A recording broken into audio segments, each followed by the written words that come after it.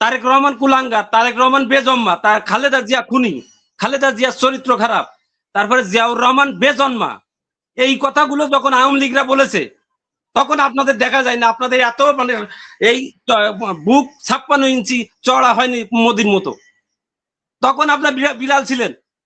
এই বাচ্চাদের কথা যদি আপনারা শুনতে না পারেন, সহ্য না করতে পারেন, তাহলে রাজনীতি বাদ দেন। বড়রা তো এটা সহ্য করবে, তাহলে আপনি রাজনীতি করতে আসছেন কেন? আজকে আপনারা দেখেন বেগম জিয়ার ন্যূনতম আপনারা চিকিৎসা বন্ধ করতে পারেন, আজকে বড় বড় ডায়লগ মারেন, আপনারা বড় বড় ডায়লগ মারেন। জাহাঙ্গীর, আসসালামু আলাইকুম ওয়া রাহমাতুল্লাহ, সবাইকে ধন্যবাদ। আমি মনিরুজ্জামান ভাইকে একটু বলি যে নাসিরউদ্দিন পাটোয়ারির কথা বা এনসিপির কথা উনি বারবার বলছেন। নাসিরউদ্দিন পাটোয়ারি কিছু কথাবার্তা বলে, এটা আমরাও দেখি, ও আগ থেকে বলে আসছে, এখনো বলে।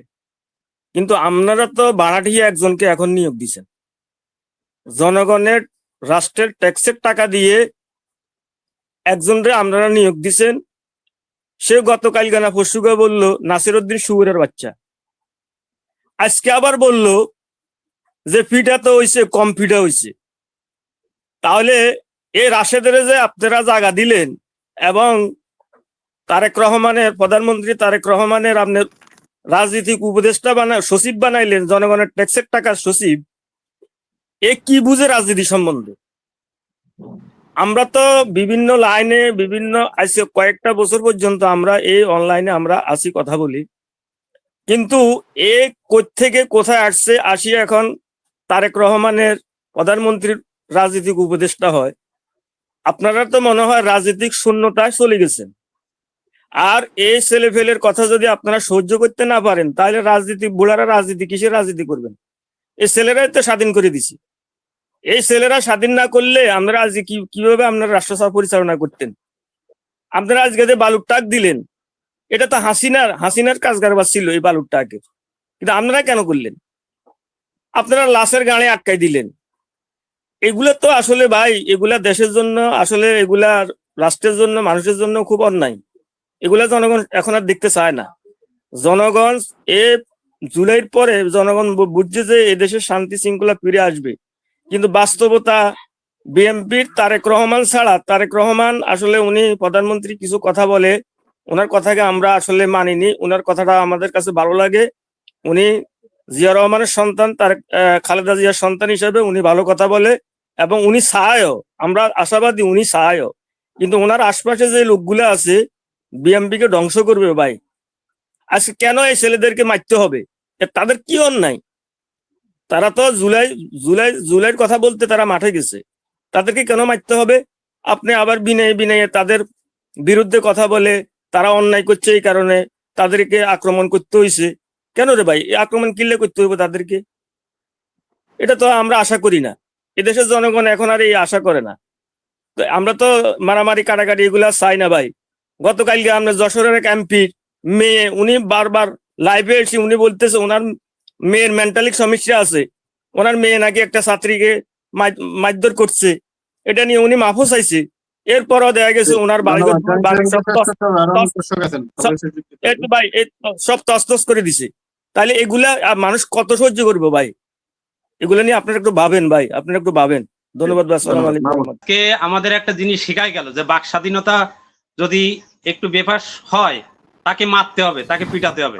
মনির ভাই এটা শেখালো আজকে, সংবিধানে কোন জায়গায় আছে আমি জানি না।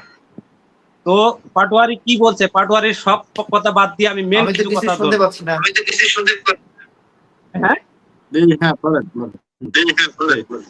বলছি। মনির ভাই যেটা বললো আজকে যে বাক স্বাধীনতার যদি বেফাস কেউ কথা বলে তার কি করতে হবে, ডাইরেক্ট পিটাতে হবে। মনির ভাই এখানে এটা লাইসেন্স দিয়ে গেল, আমরা যেটা বুঝলাম আর কি তার কথায়। একই কাজ করেছে অ্যানি সাহেব। অ্যানি সাহেব বলেছে যে আজকে ধৈর্য ধরে আছে, যদি আমরা ধৈর্য না ধরতাম তাহলে এত অনেক কিছু হয়ে যেত। তারপরেই কিন্তু এনসিপি পরে হামলা হয়েছে। কথা হচ্ছে যে আপনারা পাটোয়ারি ব্যাপার না, পাটোয়ারির বাদ দিয়ে যেই কথা বলবে তাকেই মার খেতে হবে, এটাই বাস্তব কথা। এটাই বাস্তব কথা। সিস্টেমের বিরুদ্ধে যে কথা বলবে সেই মার খাবে, সে পাটোয়ারি বলে কিছু না। কথা হচ্ছে পাটোয়ারির মেন সব কথা বাদ দেন, পাটোয়ারির মেন কিছু কথা ধরেন তো। চাঁদাবাজি, এই যে দখলবাজি, ব্যাংক দখল, তারপরে এই যে জোর জবরদস্তি করা, এইগুলোই তো বলছে, এইগুলোই তো পাটোয়ারি বলছে। আজকে আপনাদের গাত্র দেওয়া হচ্ছে। তারেক রহমান কুলাঙ্গার, তারেক রহমান বেজন্মা, তার খালেদা জিয়া খুনি, খালেদা জিয়ার চরিত্র খারাপ, তারপরে জিয়াউর রহমান বেজন্মা, এই কথাগুলো যখন আওয়ামী লীগরা বলেছে তখন আপনাদের দেখা যায় না, আপনাদের এত মানে এই বুক 56 ইঞ্চি চড়া হয়নি মোদির মতো। তখন আপনার বিড়াল ছিলেন। এই বাচ্চাদের কথা যদি আপনারা শুনতে না পারেন, সহ্য না করতে পারেন, তাহলে রাজনীতি বাদ দেন। বড়রা তো এটা সহ্য করবে, তাহলে আপনি রাজনীতি করতে আসছেন কেন? আজকে আপনারা দেখেন বেগম জিয়ার ন্যূনতম আপনারা চিকিৎসা বন্ধ করতে পারেন না, আজকে বড় বড় ডায়লগ মারেন। আপনারা বড় বড় ডায়লগ মারেন। এখানে এই বিরুদ্ধে আপনার কথা বলতে গেলে আপনারা মারতে আসেন। এইগুলো থেকে বেরিয়ে আসতে হয়। এই বাচ্চারাই আপনার যত যাই বলেন এই বাচ্চারাই আপনাদেরকে ধান ক্ষেত থেকে বের করে নিয়েছে। ওই নৌকার ভিতরে নদীতে ঘুমাতেন, সেখান থেকে বের করে নিয়েছে। আপনি আমরা দেখছি তো মনির ভাই কিভাবে কথা বলছেন, বলাই থাকছেন মনির ভাই। আজকে কথা বলছেন মুক্ত স্বাধীনতা, এই বাচ্চাদের কারণে। আজকে আপনারা এদের কথা সহ্য করতে পারবেন না। তবে একটা জিনিস সে বলে যায় যে বিগত 2001 থেকে 5 পর্যন্ত যে অপকর্ম আপনারা করেছেন তার কাফফারা দিয়েছেন 17 বছর। যদি পুনরায় আপনারা দেখছি যে কাজ আপনারা করছেন, এবার কিন্তু কাম ব্যাক করার সুযোগ হবে না ভাই। তার কারণ জনগণ সেই 2005 বা 90-তে নেই। কথা হচ্ছে যে এখন যে হামলাগুলো হচ্ছে, তাহলে ওই যে ইশাকের পরে, বেগম জিয়ার পরে যে হামলাগুলো হতো গাড়িতে, তাহলে তো সঠিক করেছে আওয়ামী লীগ। তাহলে এটাই তো মনে হয়। ধন্যবাদ।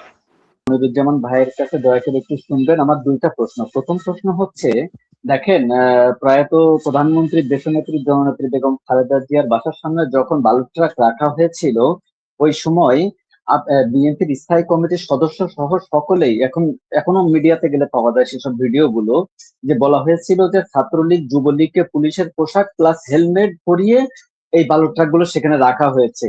গতকালকের ঘটনায়, অর্থাৎ এই যে হবিগঞ্জে যেটা হয়েছে, সেখানেও কি ছাত্রদল যুবদলকে এভাবে পাঠানো হয়েছে কিনা আপনি মনে করেন কিনা?